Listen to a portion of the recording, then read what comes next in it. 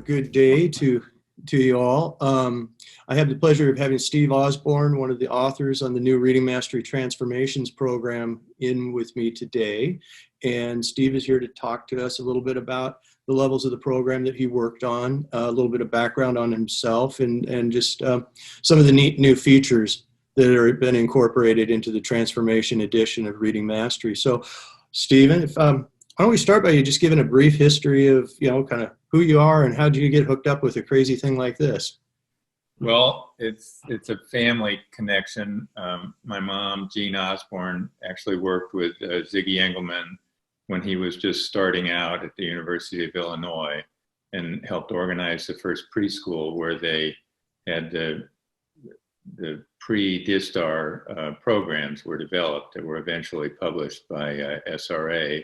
And I started working in the office as a kid. I was just an office boy, and I just really was taken with the programs. I really admired Ziggy and his work and all the wonderful things he was doing with these disadvantaged kids in near the University of Illinois in Champaign. So I continued working for Zig intermittently throughout high school and college, and I was in a college that had a co-op program. So during one of my co-op sessions, I worked for Zig in Oregon, and I worked on the early versions of Language 1 and on what became Reading Mastery 3, just in an editorial capacity. And then I went back to Chicago for graduate school, and then Zig approached me and Jean about authoring the Reading Mastery programs. And so I accepted that. That would have been in the late 70s. And so I originally wrote Reading Mastery 5 and Reading Mastery 6 along with Ziggy and my mom and Leslie Zorov. Nice. And somehow I forgot to mention that I also worked on comprehension skills, which became part of corrective reading. Right. So, and I've been with the program ever since. I mean, this is going back almost, 40 years now since those programs were first published, 40 some years. And this is the 5th revision by my count. And it's been quite a journey. I think we've continued to improve the programs over the years based on lots of feedback we've gotten from classrooms, and just kind of re-examining it every once in a while to make sure it's working, and the feedback we've gotten from teachers and students. And so I'm just been very happy to be involved with the project for essentially my whole life. It is amazing in direct instruction that there's more people, it seems like, that are still involved in DI than have kind of fallen off on the wayside. It does seem like it starts as kind of a family thing in some respects. And even if it isn't a blood family, it turns into certainly into a community kind of thing.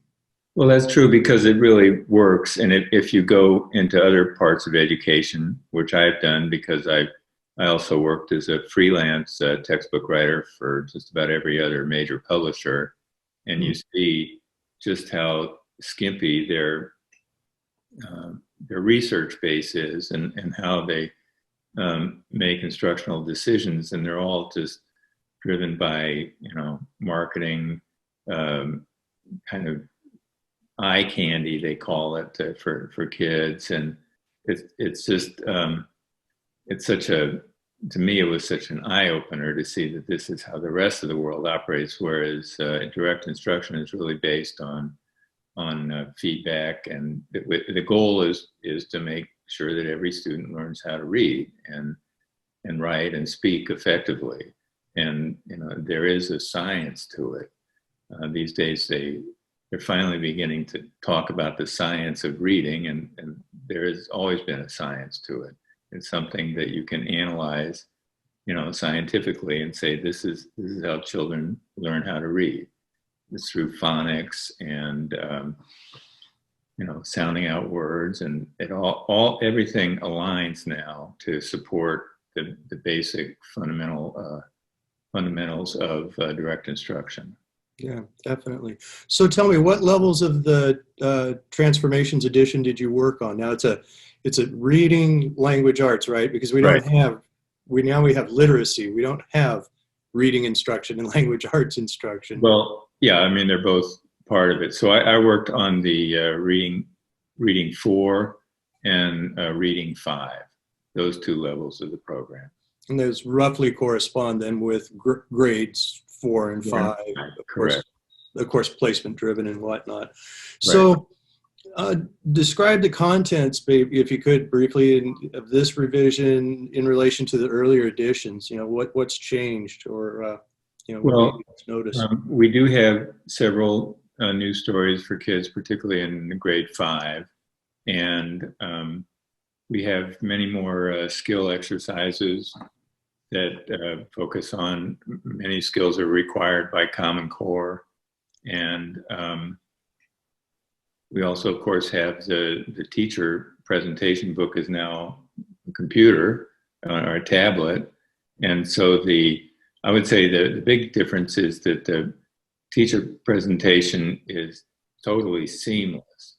In the past, you would get instructions like repeat step B for words 3 through 12. And so but it wouldn't be all spelled out for you. But now every word and the word attack exercises, everything is all completely scripted out, and greatly reduces any potential confusion.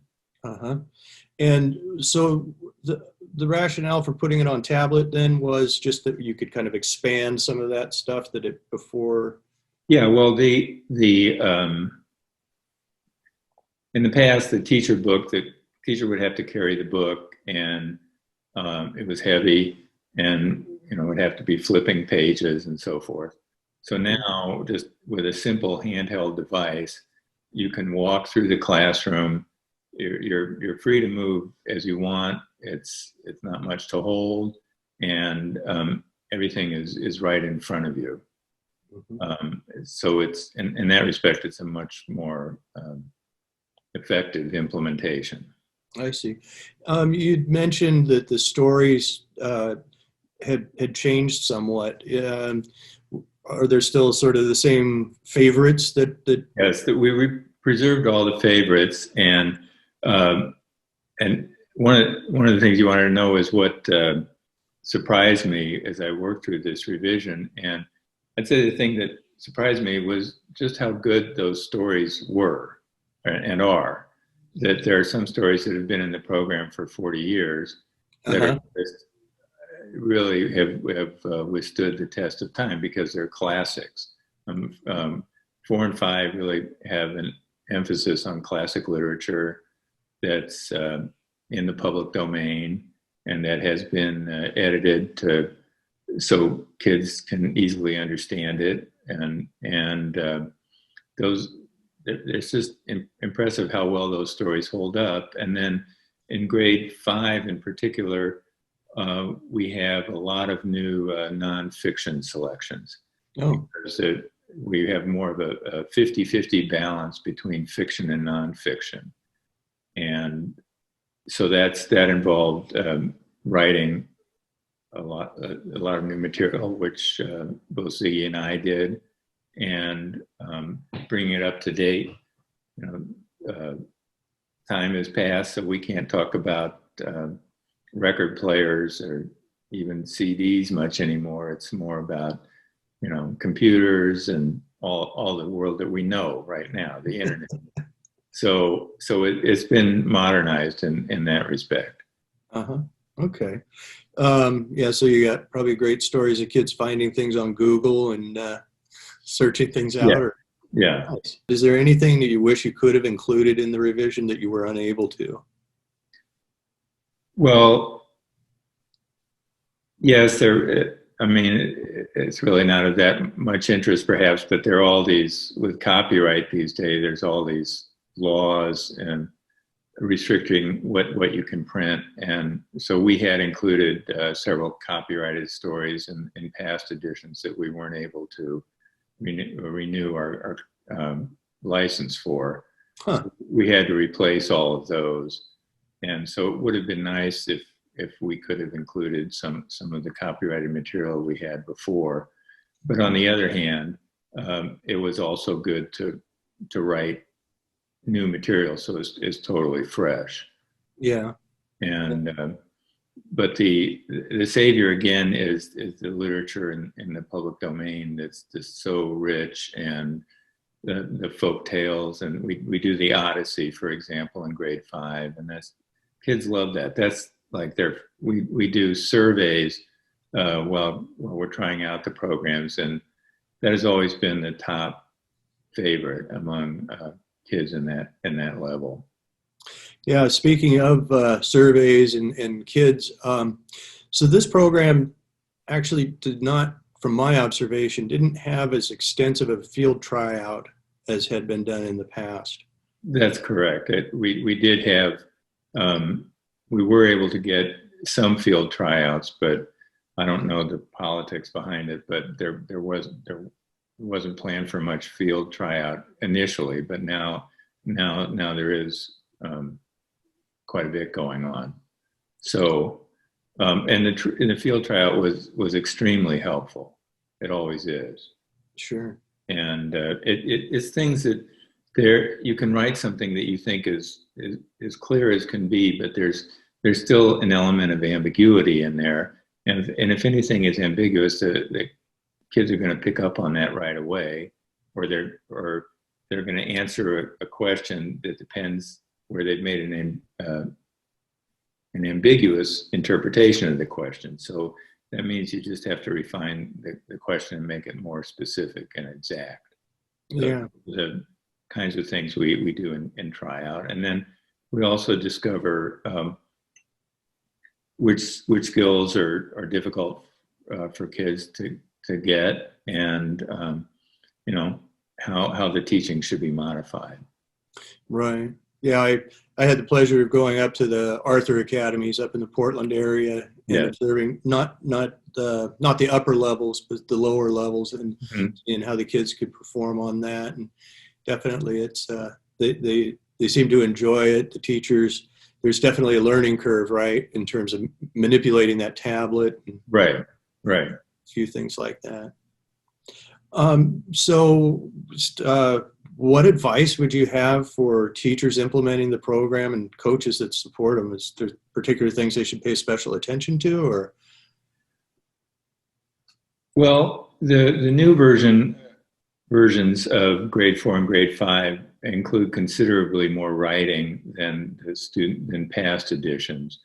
So, and one thing we discovered from feedback is that students really need help with writing. It's just a skill that they have to understand how you put sentences together in a paragraph, how you present a main idea, how you answer questions that are posed to you within the paragraph. And we provide lots of instruction initially in how to write, and we also use dictation, which is a great way for kids to write paragraphs by themselves. I mean, it's being dictated to them so that they can see how it all works. They put in all the proper punctuation, and that's been very helpful. So I would say that to pay attention to the writing, and also to the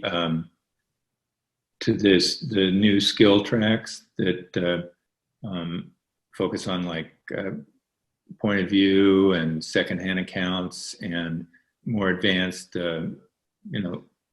perceptions of language. And we do have a lot of work with main idea and supporting details. And students are also asked to, if they answer a question, they're asked to point to the portion of a text that actually answers the question.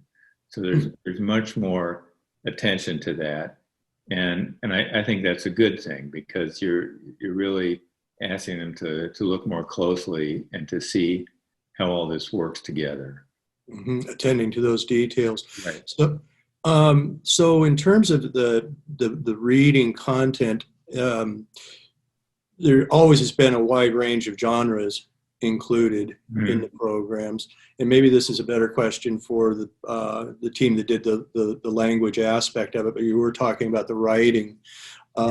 Is there a wider range of writing genres that are included in the program in this revision?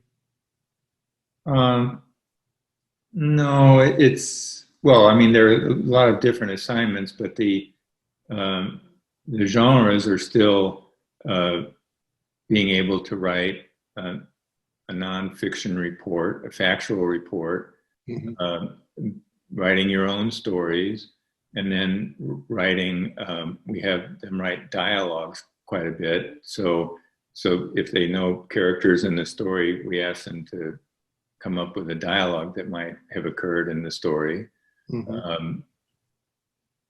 Whether we have them write a few poems, we ask them to write biographies, very short biographies. So there's a wide range of writing required. And that is an expansion, is it not? Yes. No. And was that done to kind of tie into the Common Core? Yeah, somewhat, but also to help.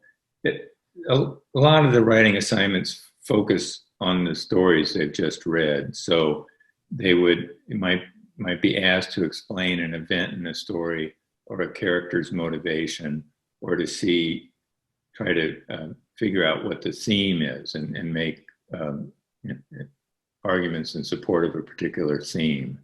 So it's more of a way to just get students to experience the stories more fully.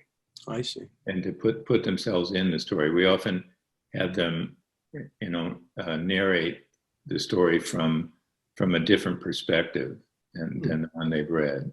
So I think that's really the primary purpose of the writing exercises. I see. Rather than just fulfilling a requirement. Interesting. Well, are there any parting words? Is there something more you'd like to tell us about, or you feel like? Well, I'm very happy with this revision. Very happy. We did have time to work it through totally, and particularly the grade 5 level has a tremendous amount of new material, and I'm just looking forward to teachers being able to use it and help their students learn how to read and write and become better citizens and really participate in our society. So I'm excited about the implementation. Excellent. Well, great. Well, Stephen, thank you for your time. I really do appreciate it. Have a great day.